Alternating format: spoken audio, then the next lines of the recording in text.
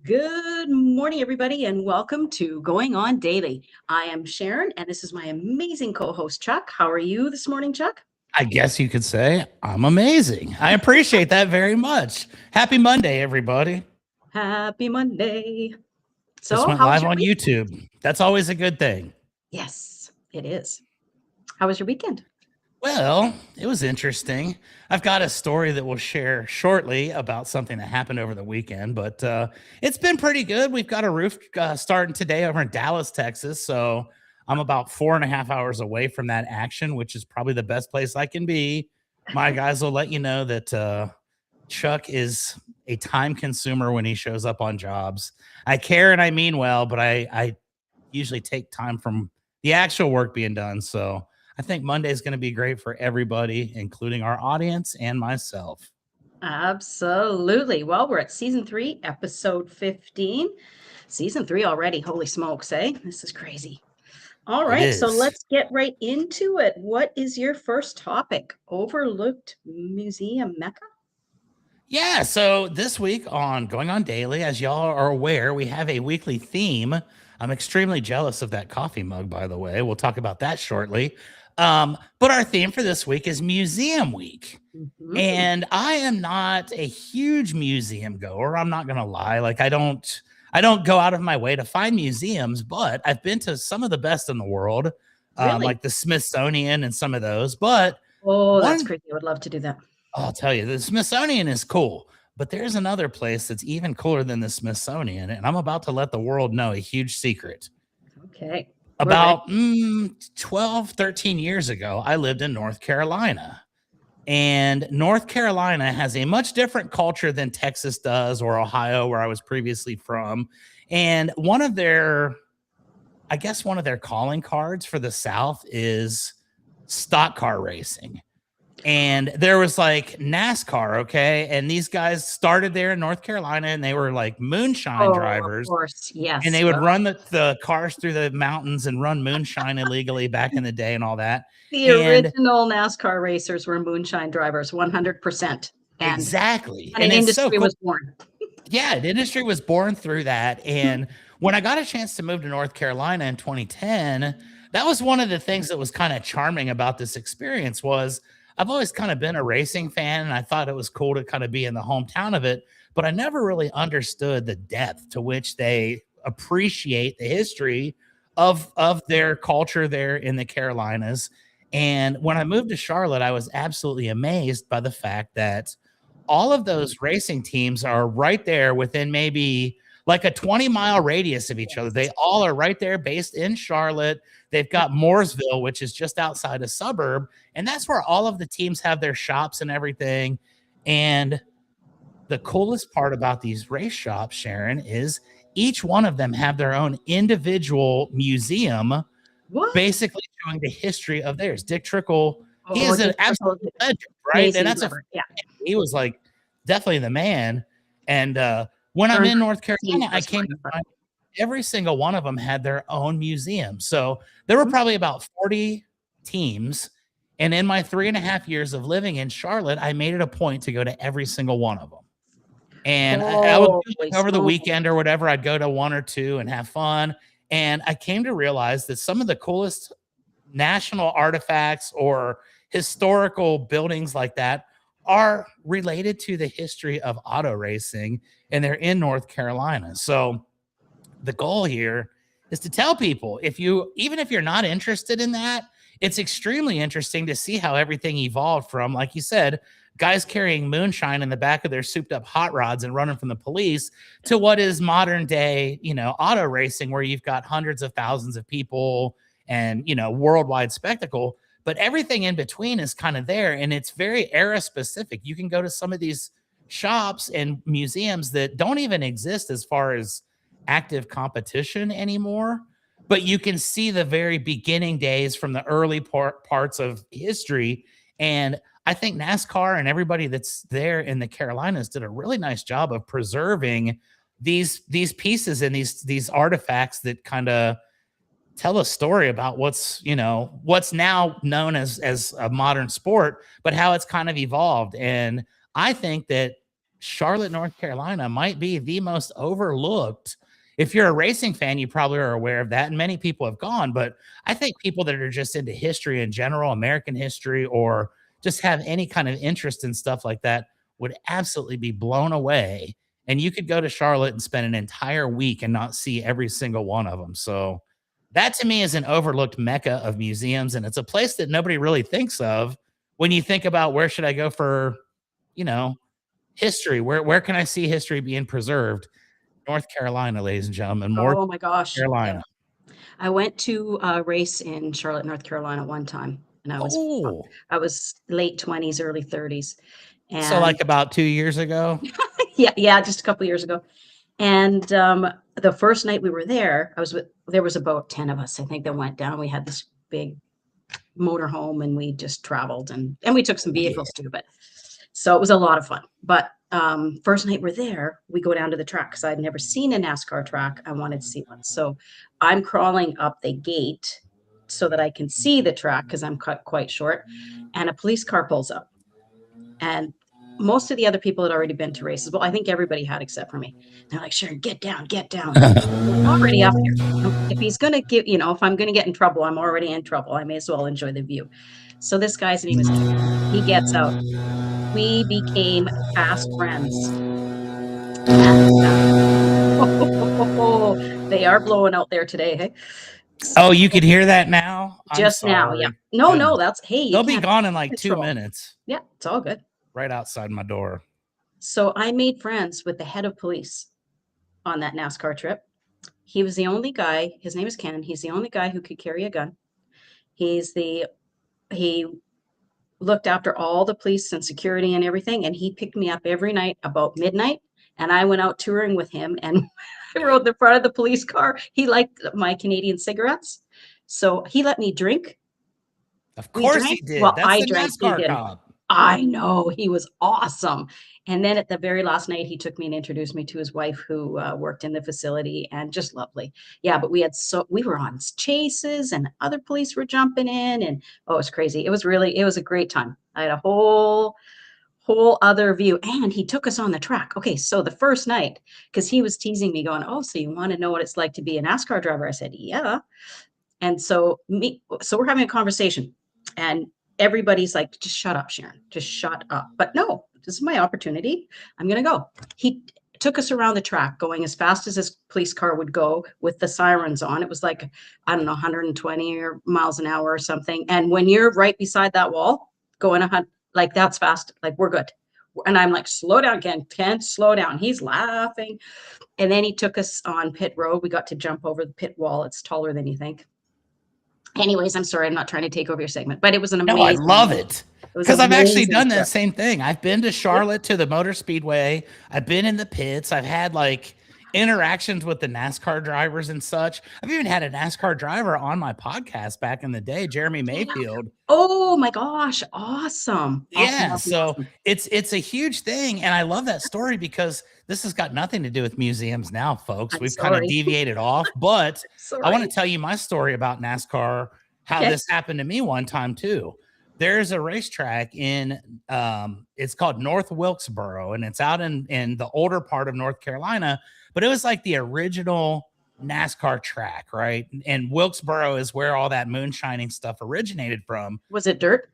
It was at one point, then it became asphalt, and now it's asphalt. But what happened was this track, they raced on it for years, from the 50s all the way up until like the mid 90s. And in the mid 90s, they basically just walked away and abandoned it to go to places like Texas, where I live, and, you know, some of the more populous areas where they thought they could expand the fan base. And they basically left this North Wilkesboro Speedway there just to kind of rot.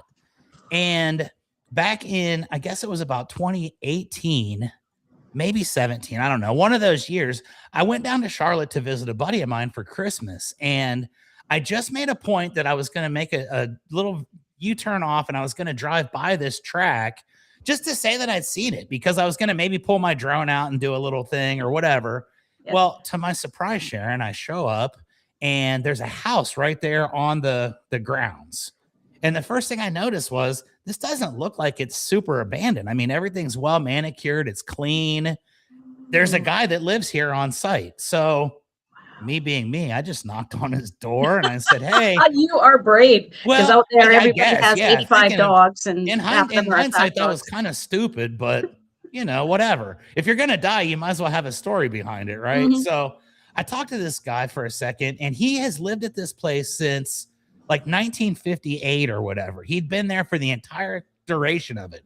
And he was probably 90 years old or so at the point, but he was ecstatic that someone showed up and knocked on the door. So he's like, "Hey, if you'd like, I'll take you on a personal tour of the entire thing."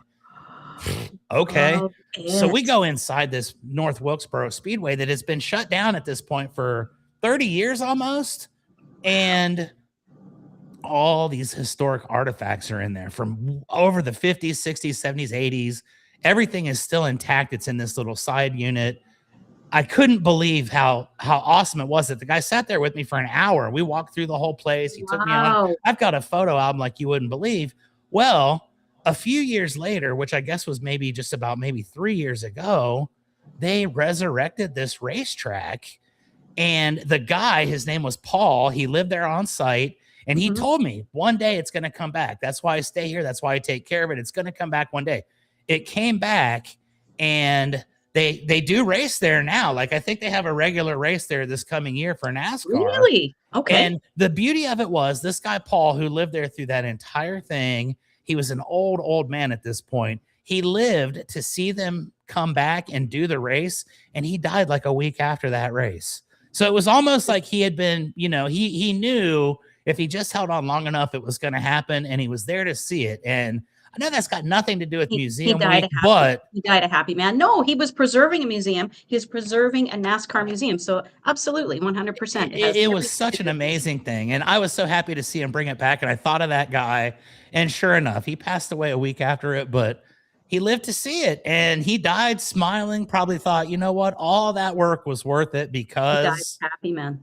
we got to see it. So there you go. That's how I'm going to kick off Museum Week. I hope that That's story wasn't too crazy for everybody. I loved But it. there you go. We It have was some fun. perfect for me. I loved it. Right up my alley. Right up my alley, Chuck. Well, we're NASCAR people, so we're riding with the cops and smoking Absolutely. cigarettes and chasing criminals. And I have a feeling we're going Drinking to have beer. a fun episode. Drinking beer. First thing I asked when he told me to jump in, he said, "Sharon, you get in the front," because there was a bunch of us. He's like, "Everybody else in the back, Sharon, you get in the front." I said, "Can I drink?" He goes, "Yeah, if you want to." There you go. You know, Open containers on the oh, NASCAR track with the police, folks. yeah. And you can drive through that facility. He drove through that facility in a car like all over the place, and not just on the track, but in the Oh, yeah. facility In the itself. garage areas and all, there's the little tunnels that Yeah, go to like all the little the burrows and all tunnels, that. And exactly, like through concession, the back area, like it's an incredible facility, really. But I mean, it's the only huge. facility I've had well, I was in Daytona. I got a tour of the Daytona facility too, but Charlotte's by far. Charlotte's amazing. And they do Christmas lights there every year. And you can take your car out onto the speedway and go through the whole, it's like No a giant, way. they do like the road course and everything's got its own little thing. So I got to do that a couple of times when I lived there as well. It's very, Oh, I very didn't do interesting. that. Now you've given me something very There you exciting. go. Got to go Wait back till to next Charlotte Christmas. now. I'll Mhm, meet at you there. Christmas. We'll meet for the Coca-Cola Awesome. 600. How about it? I'm into it. I'm There you into it. I go. love NASCAR. I love NASCAR. And Danica Patrick got me into Formula One too. She was I actually driving for David Letterman and Bob yes, Rahal team, which is in Hilliard, Ohio, and that's my hometown. So that's what got Danica me started. Patrick, that's my connection to her. That's It's the only that's one why I I got. started watching F1 is because of Danica Patrick. I was like, first of all, I was a huge Letterman fan, and then he hired a female driver. It's like, Yep. what? Wait a minute. Here we go. Now we have ourselves a race team. Anyways, I think Chuck and I could talk about this for hours, but we will continue on. There you go. We'll do Um, a NASCAR show one day. yeah, we should. That would be, oh, I would love it. I would love it. Because my favorite, of course, was Earnhardt Sr. And I was watching the race the day, and it didn't look like, anyways. But Didn't look bad at sorry. all. I No, know. it didn't. Yeah. Now I just want to talk racing. Hey, look, you see this Tide Racing hat right here? Yep. Mhm. That's autographed by Ricky Craven, and I was at the race where he got his first ever win at Martinsville. So we could Oh, talk racing forever. exciting. That's a racetrack back there that I used to go Yep. to as a kid. I got the last ever photo of it from my drone before they tore it down. Hey, do you ever, speaking of drones, just as a little aside, do you ever go when you're checking on a job, do you ever just park like a block or two away, take your drone, put it over the work that over the roof and see what you guys are up to, check it all out, and then pull up Yes. and go, "Hey guys, how's it going?" Unfortunately, yes, I do. And there's a whole I, set of stories behind that. The only I times I've believe ever it. crashed my drones were when I was doing something like that, that probably my intentions were not as pure as they should have been. But I was messing with my guys one time and I flew the drone down from about a block away. Yeah. And I heard the guy saying, watch out for the tree, watch out for the tree. But I didn't Yeah. see the tree and I hit a tree and it went down right in front of the homeowner. So I ran over there and he's like, what are you doing?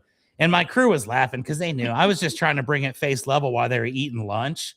And I was just trying to mess with them. Yeah. So I So, did. And I've got we could do an episode on stupid drone stories too. But oh, yes, I've perfect. done that I love many it. times. I used to do it to a homeowner that was upset with me that we actually had to sue. After we beat her in court, I literally would be like 2 or 3 blocks away from her house and I would fly my drone over her garden where she was working just to mess with her. And I know that that's Oh, terrible. I yeah. used to do that. You So gotta let shit go, man. Just I gotta know I have now. That was years ago. That was the old me. That was okay. the old me. But yeah, time pettiness to with drones. time to let our audience know where they can find us. All Yeah, you right. don't You want to can find watch me. they can find you every Monday morning here, right on Rhode Island Broadcasting, Chuck. Indeed. You can watch us live on Kick, YouTube, and Rumble at Rhode Island Broadcasting. You can watch us at Twitch at RI_broadcasting and X or Twitter or whatever the heck you want to call that thing, the Identity Crisis Station. You can watch us live at X at Broadcasting RI. Yes. Yeah, so all of you can also listen to us on a variety of platforms: Spotify, Red Circle, iHeartRadio, Tune tune in. in at RI Broadcasting. And And there we go. Oh, MeWe, TikTok, LinkedIn, Blue Sky, Parlor, Gab, Space Hey at RI Broadcasting. And then if we're back to the Twitter X at Broadcasting RI. And you can go to Patreon and get some amazing swag. Buy yes. some, support the show. I mean, these cups are just phenomenal. They are, they have the logo on both sides, so that's great. You never forget your favorite radio soap because you can see it We won't let you on both forget. sides. Exactly. And you can also follow us on Facebook. Please follow us on Facebook because we got suckered. We got sucker punched and got kicked off of Facebook. So we're creating a new following, and you can see us Facebook at Going On Daily Morning Show. And you can also visit our website at rhodeislandbroadcasting.net, where you get to vote. This is I love this. I love this part. I'm so excited that Ron did this. The So you get to voting. vote on various things, and it changes weekly, or It's I think monthly. it's monthly. It changes monthly. Monthly. Thank you, Chuck. And so this month it's 60s movies. So you get to vote on what is your favorite movie? Is it The Sound of Music? Is it Psycho? Is it Mary Poppins? Spoonful of Sugar, maybe? 2001 Space Odyssey or The Great Escape? Not that I'm biased. Okay, so this brings up a very good question. Last week, Becky and I looked at this list and we decided that we were going to have Psycho and Mary Poppins fist fight at the end. And whoever came out ahead in that fight was going to be the winner of our Hall of Fame this month. We had Mary Poppins winning decisively, but none of us had ever heard of The Great Escape. And I see here that you're advocating. So tell us a little bit about why we should vote for The Great Escape if we haven't already placed our votes. Well, you know what? It's been years and years since I've seen it, and but at the time I remember being really enjoying it. You've got to love Steve McQueen. I mean, he's an amazing actor right off the bat, and yeah, it's just about how he makes his great escape. But again, it's an older movie, so our tastes have changed along the years. But I do recommend going and watch it for I sure. think I'm It's going to a watch really it. good That was movie. very convincing. And So, who knows? Maybe tell we you what make it a about triple threat match and we put The Great Escape in with Psycho and Mary Poppins. Maybe Steve McQueen wipes the floor with both of them. I don't Ooh, know. maybe. Oh, I think so. Steve McQueen, he's the man. Especially back in the day, he was the man for sure. But All right. so Ron, our producer, has made it even easier to vote. All you have to do is there's a little QR code on the screen. Just put it up on into your phone, boom, it comes right up and you vote. It literally took me 30 seconds. I did it one day. I think I was watching you and Becky on the show, and I did it. And it literally took about 30 seconds to make my Let's vote. see So here, folks. We're gonna go ahead and we're gonna do this right now. mhm. Show you how easy this is. Okay, it's now connected, and it is taking us directly to best movies of the 60s. We're gonna start the survey here. What movie should be inducted to the Going On Daily Hall of Fame? We've got our options here, as you see. Mhm. Basically, all we have to do is we hit the choice that we've made. We hit complete. And that's it. And there you go, folks. That was You 15 voted. seconds of my You life, and I voted. made a difference. You voted for I've the now Great voted Escape. twice, which I don't know if that's legal or not, but I'm admitting it up front. If Mary Poppins wins by one vote, it's not legit. So the Great Escape really is about how Steve McQueen escaped a German POW camp. Oh, Yeah, yeah, it literally is a Great Escape. So it's not a comedy.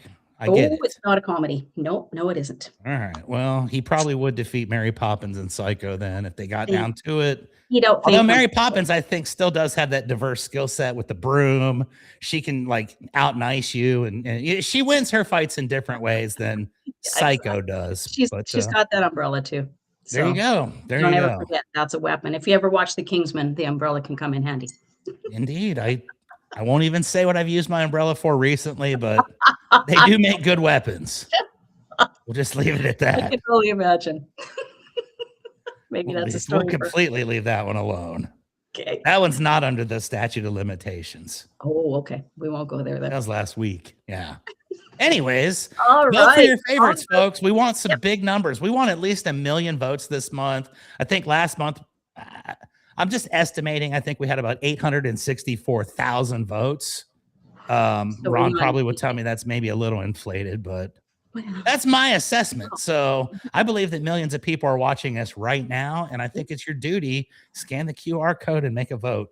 Make a difference. But as Chuck demonstrated, it literally takes about 20 seconds. I said 30, but it wasn't even 30 seconds. And I'm not even that smart. It took me a second to figure out what I was doing there. You could probably do it in under 15 and, really make a difference.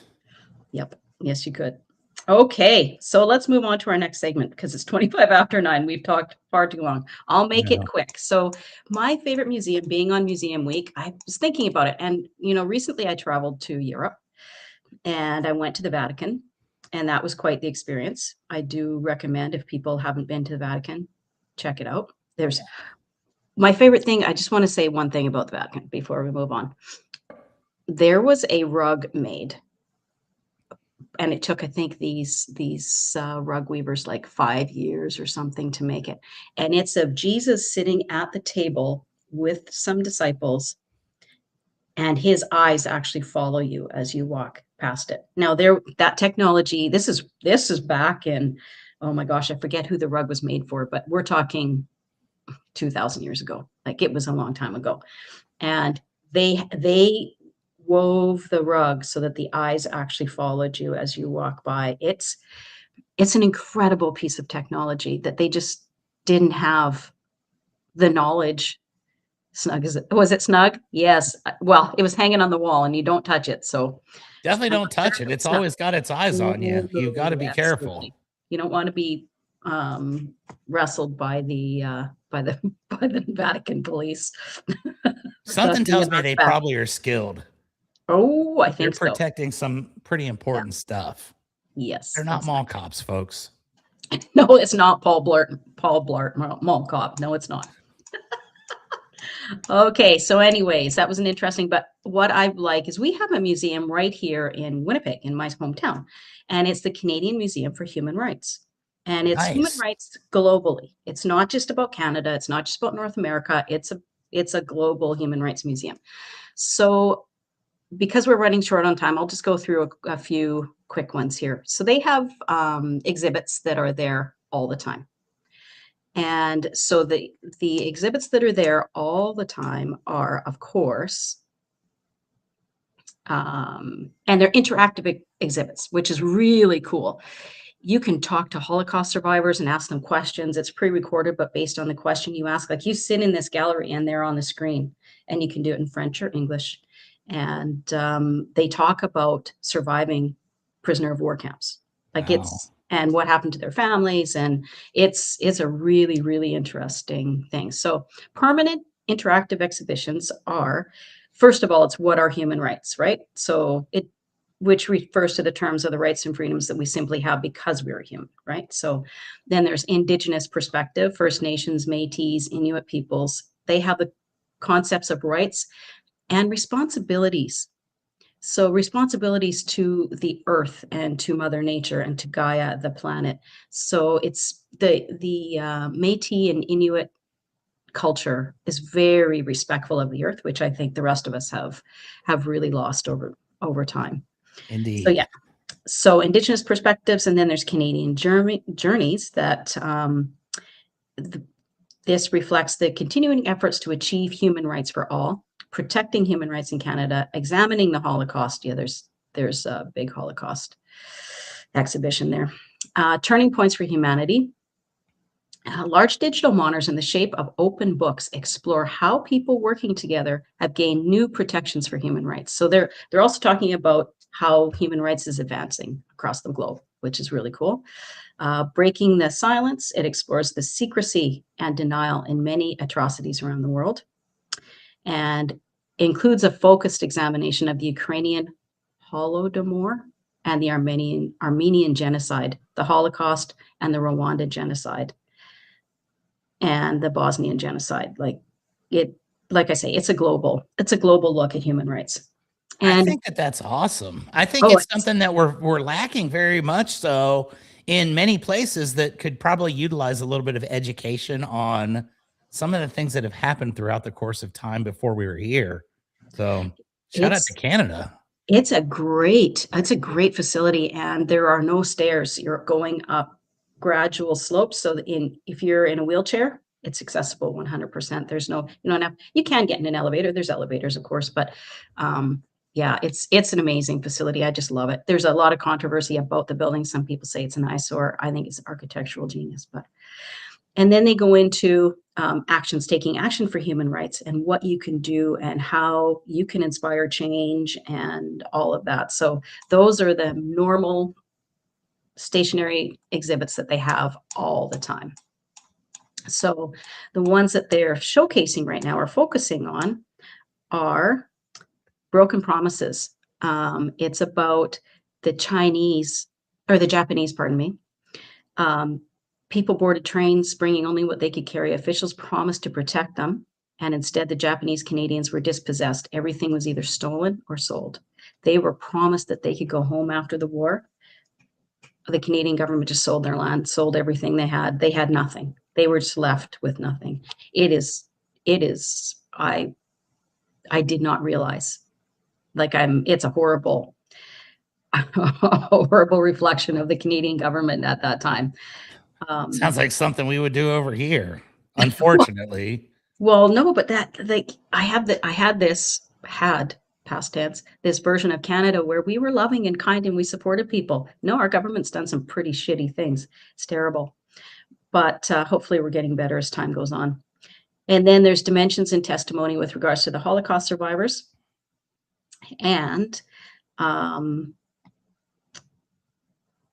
one of the Holocaust survivors, this is her quote: "I tell my stories, my history to bear witness. To bear witness as a tribute to my parents, to their courage, their fate, particularly that of my father and the rest of my family who were exterminated." Because Wow. her family, she had to hide her identity. That's how she survived. But and then there's one on Indigenous women and their rights to safety and justice and how they are um, 6 times more likely to be murdered than other nationalities, and how they lead their communities. When communities are healthy and happy, and Indigenous women are leading, the community as a whole is healthier, mentally, emotionally, physically, psychologically.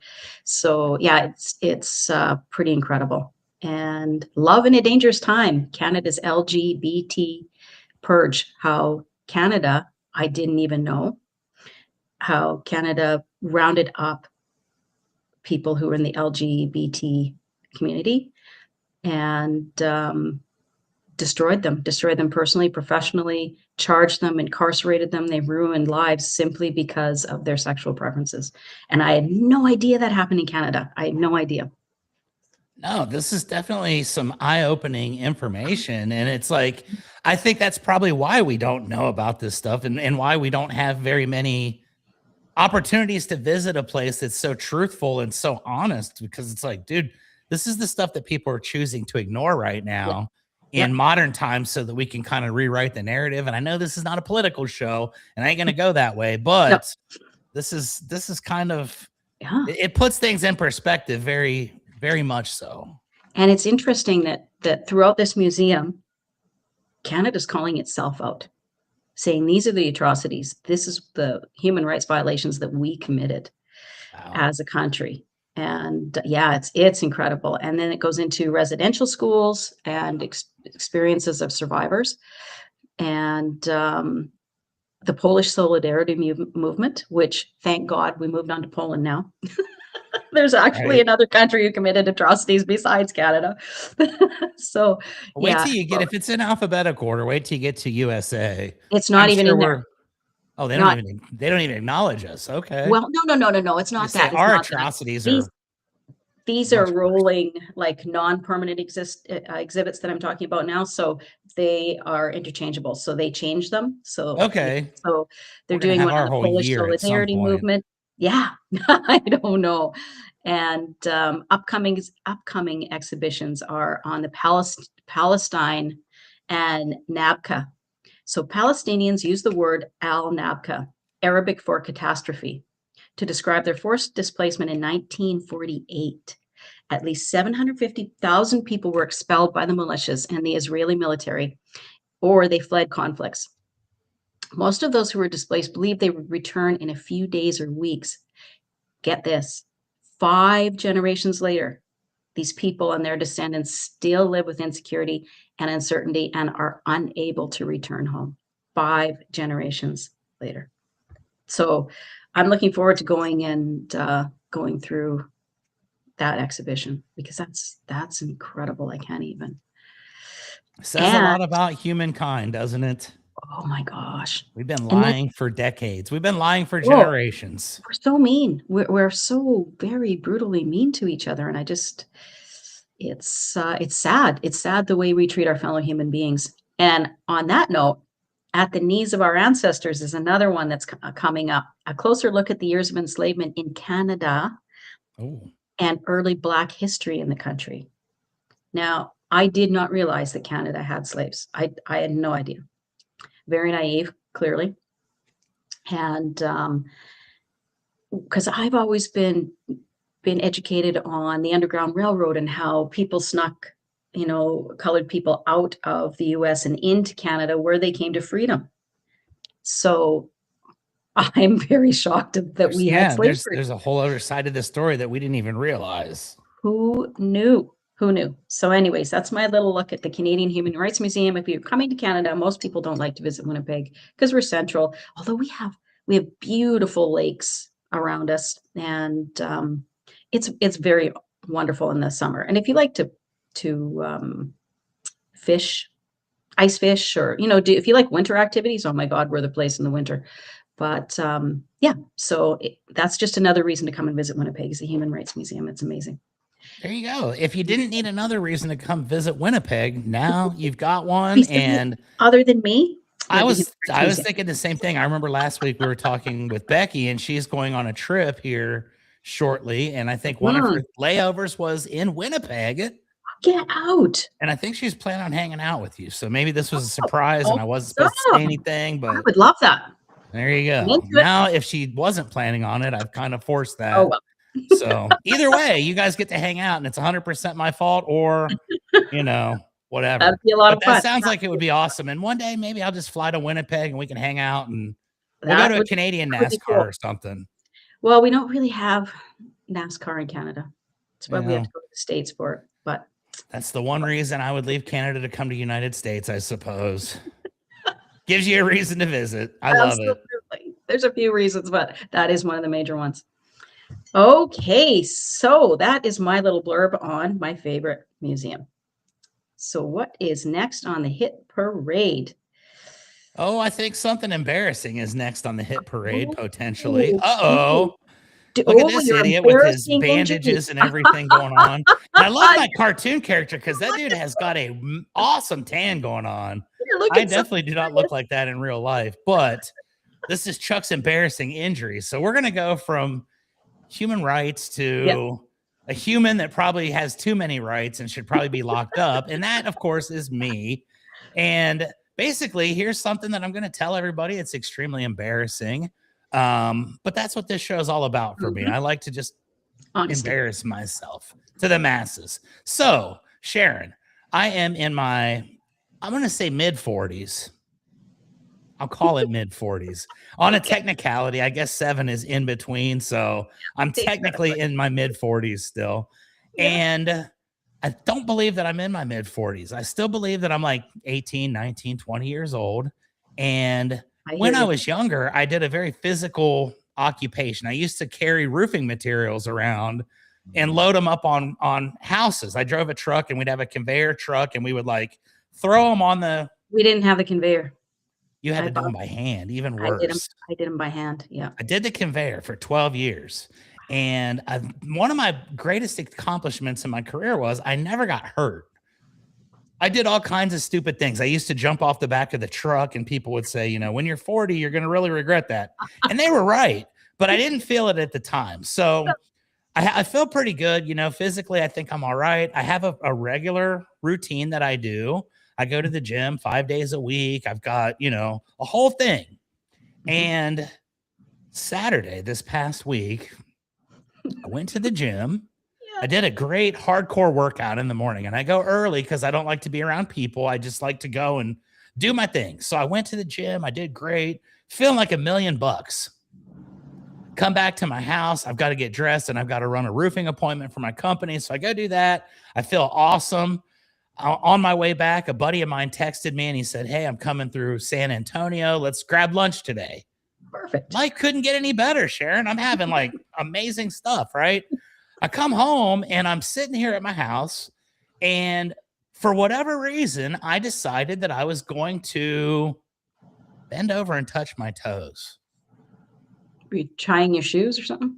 No, I just felt like bending over and touching my toes.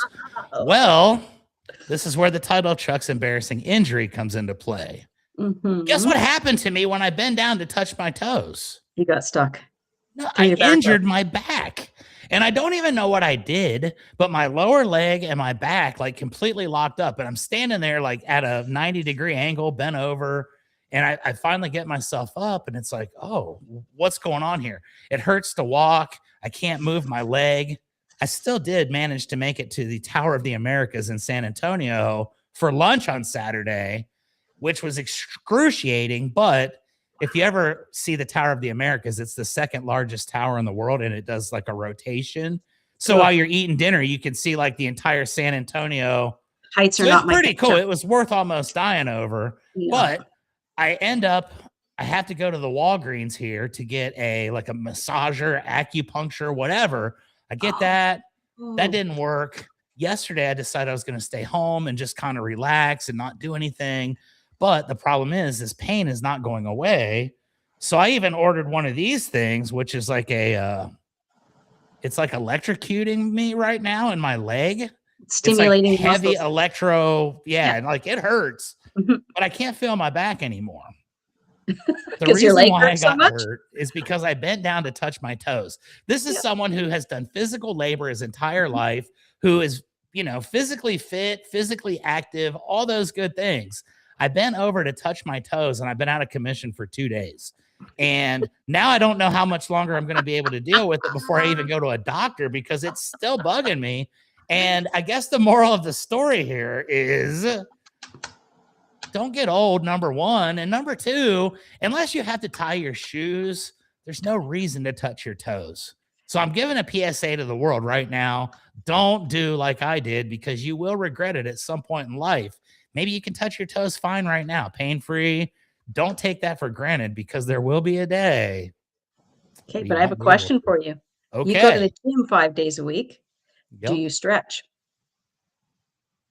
Now, this is a terrific question.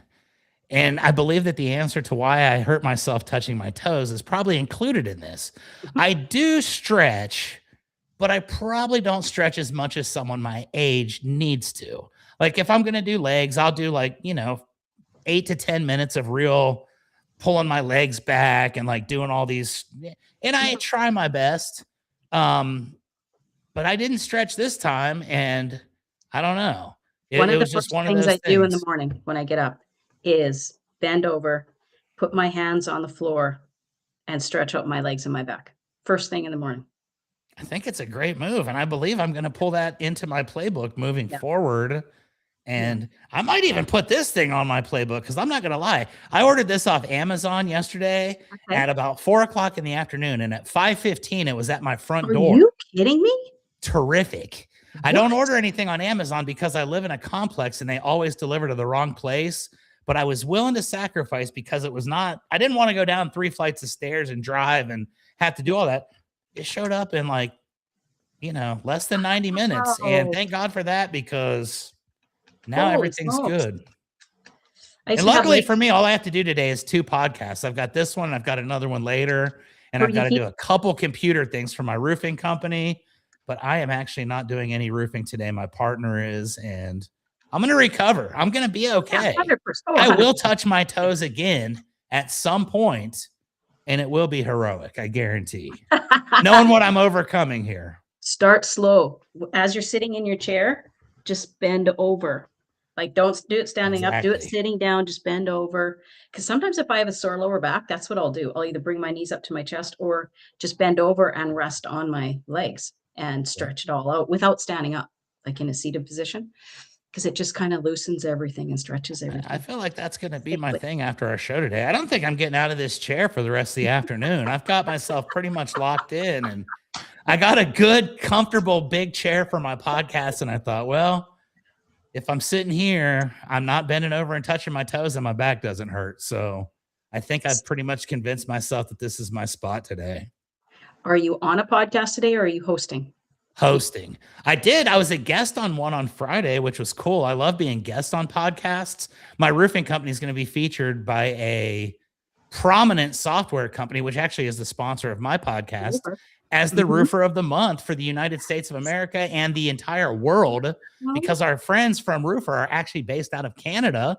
So we're representing the entire North American continent as the Nice. best Good. roofer. Go And Chuck. I'm Right proud. on. Proud to Congrats. represent Canada. I'm extremely proud to be the best roofer there too, and they've given me that. So I was That's just actually a because guest I am on not their roofing anymore, podcast. Chuck. Yeah, that's right. I was on their podcast Friday to talk about that, but Nice. I'm doing one myself with a very prominent young lady in our industry, and I can't wait because I never talked to her before in my entire life. And much like our show today, I think these are the best ones where we basically just met like 5 seconds before we went live, Mhm. and Yeah. come to find out you like NASCAR and live in Winnipeg. So And used to be a roofer. there you go. Used to be. You were Yeah. smart enough to get out. I Yeah. respect that. I've Yes. tried for 28 years to get out and it just won't let me. Yeah. I went from roofing to landscaping though. But You went from and one of then the hardest to one of the few things that's actually harder than roofing. That's commendable. no, roofing was a lot harder. But when I was roofing, I used to work with my brothers, and so I was in my 30s, and the guys who would come and help us were in their 20s.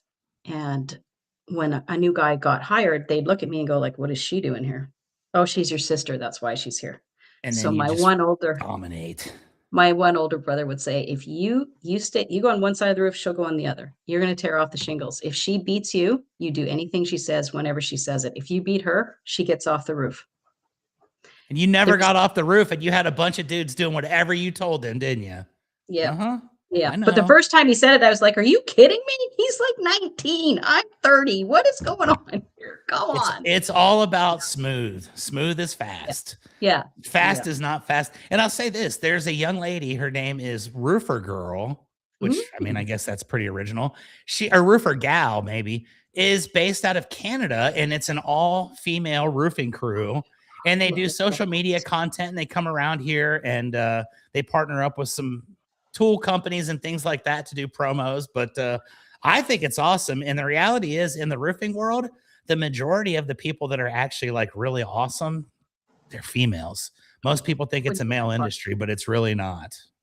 We got a lot of the companies that, because we freelanced for some different companies, and the people would ask for, can we have the crew with the female? They always wanted the girl, because if anyone was home during the day and we were doing roofing, it was usually the wife, right? Yep. So they would feel comfortable, they felt safe knowing that there was a female on the crew. Yeah, so Absolutely. we generated a lot of business for those companies. And if I would have been smart back in the day, I would have said, okay, I want, this percentage of the job because you got it because of me. I'm Exactly. You start your own company at that point. There's a company here in San Antonio called Roofer Chicks. And this girl, Amy, and her entire company, I think she's got like 3 or 4 guys there, but the majority is female. And Wow. I think that's awesome because I agree with you. There are many times where I realize I probably could have gotten that job, or I could have gotten that job a lot easier if the perception of me being some crazy ruffian didn't exist. And, that's my goal. I got to make people feel comfortable. And it's a disadvantage. I've always tried to find female sales reps, and it's sad because a lot don't want to do it because they think roofing is just some kind of dirty, nasty thing. They don't realize a lot of these people that are high up in roofing make more money than doctors and lawyers do. Uh-huh. I'm not one of them, but No, I know people that are rich. It was very lucrative when I was in it. So I definitely agree. There you go. That was Chuck's embarrassing injury, ladies and gentlemen. Don't, moral of the story, stretch. Before There you you touch your go. toes, be very careful. And this probably would have been the answer to my injury as well. You would have been much more relaxed had you bearded yourself first. Very interested to see. When I saw this topic, it stood out. So I'm interested to see what we've got going on with Beer Me here, Sharon. Okay, so it's not probably what you think at all. Uh-oh. There was a 36-year-old man with ALS, and he was in a locked-in state for months. And locked in means that he had gotten to the point where he couldn't communicate. He couldn't even move his eyes anymore. His body just was not working. So they did a brain implant on him. And his first request was for a beer. That was They put a dude brain in there, didn't they? Yeah, They went to the NASCAR races and they found one of those brains. Yeah. I love his it. first request is beer me. He love it. So that was Why not? I mean, if you've survived that and you have to have a brain implant, hey, let's enjoy it. And then his other question was he wanted to listen to the band Tool, but right. really loud. So give me a beer and play me some tunes. That is awesome. That is actually pretty amazing. And I'll tell you, I think that the human brain knows exactly what the human brain wants. And when you go through all that and you immediately wake up and say, give me a Budweiser and give me some Tool. That's the key to a happy life right there. Living life. And he's probably been thinking that for quite a while. Well, there's a debate when people are locked due to ALS because it shuts down all your muscles and you just can't function. The brain, so that they don't know how cognitive and aware people are who are in a locked in state. And so this proves that, yeah, you still have your cognitive functions. Knows exactly what's going on. Mm-hmm. And this was in Geneva, Switzerland, and they developed a brain electrode implant that allowed the man to communicate.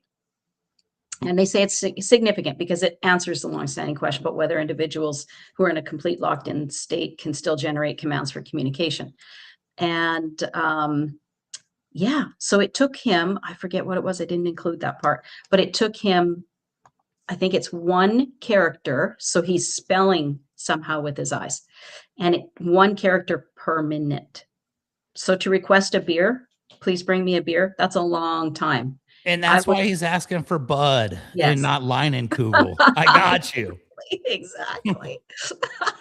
It's not because he likes the Bud. It's because it's going to take a while to ask for one of those domestic imports. Yeah, we don't want to go for Heineken. Heineken's off the table. Oh, well, we can smile at this because we know that the guy has a happy result and that he's able to enjoy his beverages. I can only assume that everything went well and they gave him his beer and he was good to go, right? I hope Did they so. tell I the hope they story? played him some Tool. No, they That didn't part would be so elaborate difficult for on. me. I would give him the beer, but I'd be like, man, the radio's broken. We can't find the remote. Like maybe some Neil Diamond or something, but I don't know about Neil Tool. Diamond. You're No, just coming back to how life, about man. You don't want Tool. exactly. How about some AC/DC? I'll There throw you on some go. AC/DC for you. We'll go forward from there. There you go. I got some AC/DC going on over here with this thing, and I'll tell you what. Absolutely. I don't mean to use a pun, but You're shook me all night long. There's no doubt. perfect. You're living the life. You're Yeah, a shining example of AC/DC right there. exactly. We're So, electric today, so folks. you left it on all night. Oh yeah, it's been on for like since I got it yesterday, pretty much. Okay, I so took a how shower long? this morning, and that was pretty much it. It hurt to take the pads off, so I'm just gonna leave them on until I'm fully healed. And you know what I did stupid? Okay, I didn't really tell the entire story, and now I feel bad. I need to.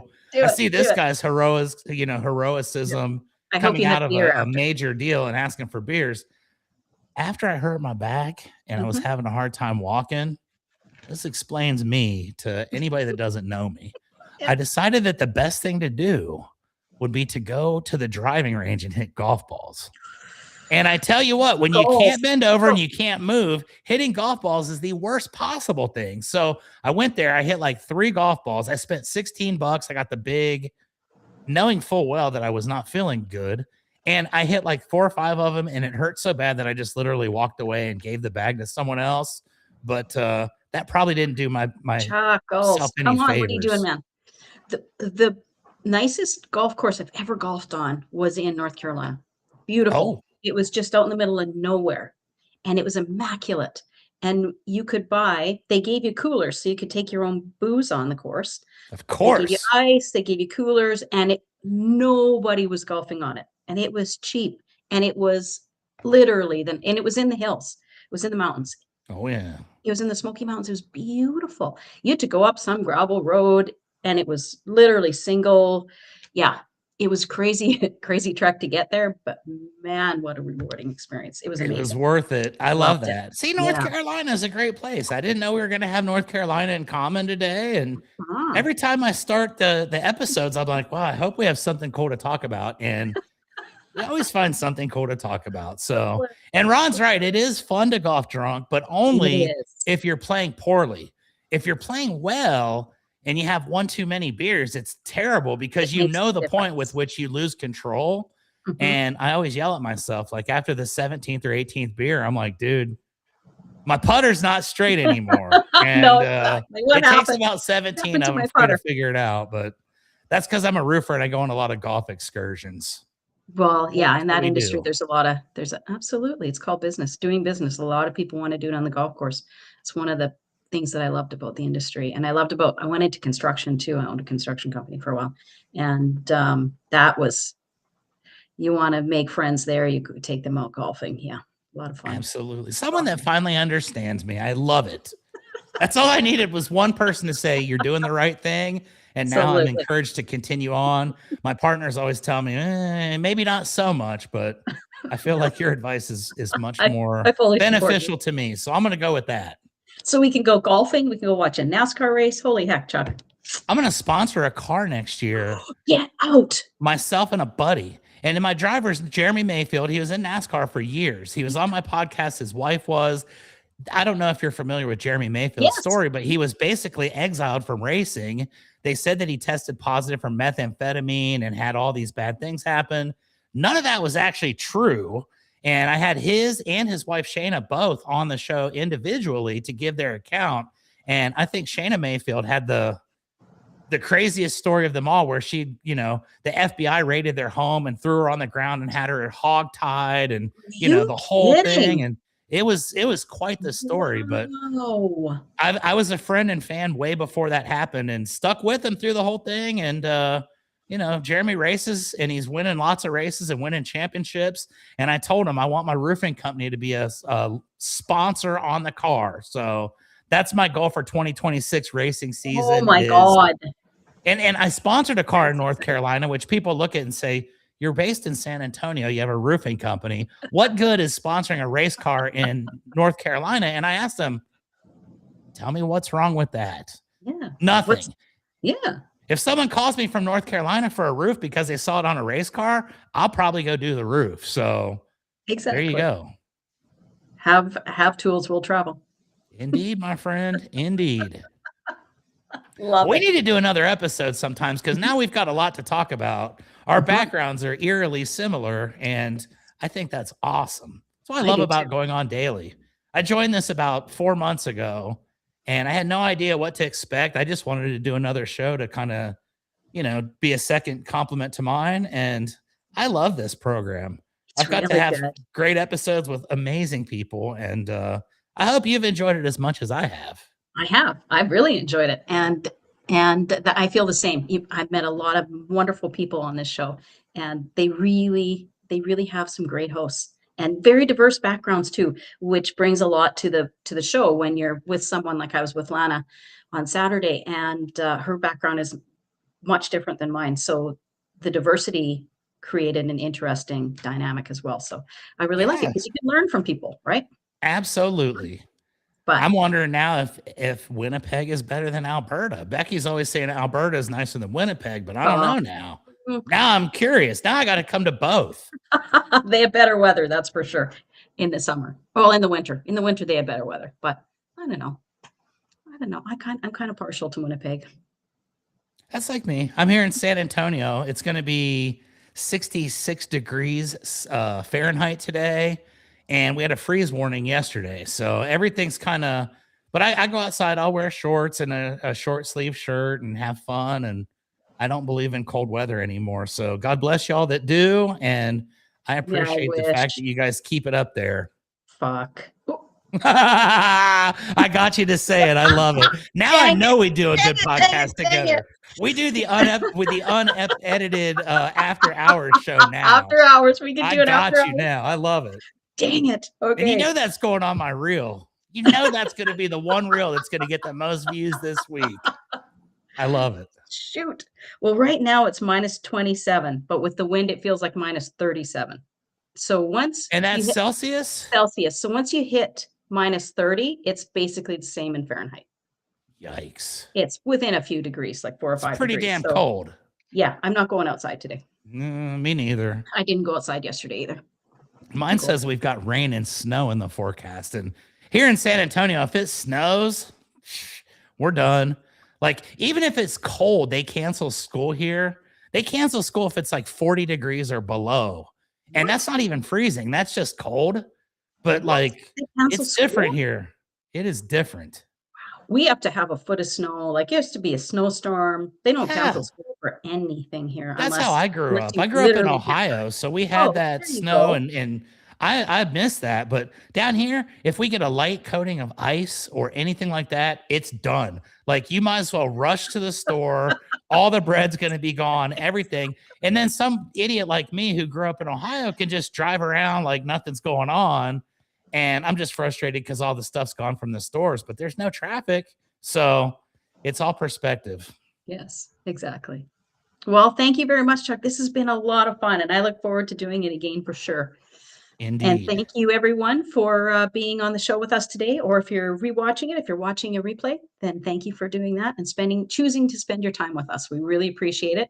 And get yourself some swag. Coffee tastes better in a Going On Daily mug. I'm just going to say that right now.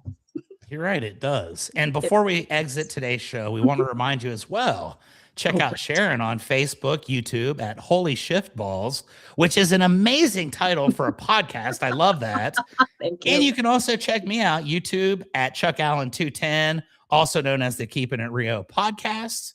And we would certainly appreciate anybody's trickle down effect for that as well. Tomorrow, we got the Turners in the house, Becky and Kyle. That should be awesome Absolutely. as well.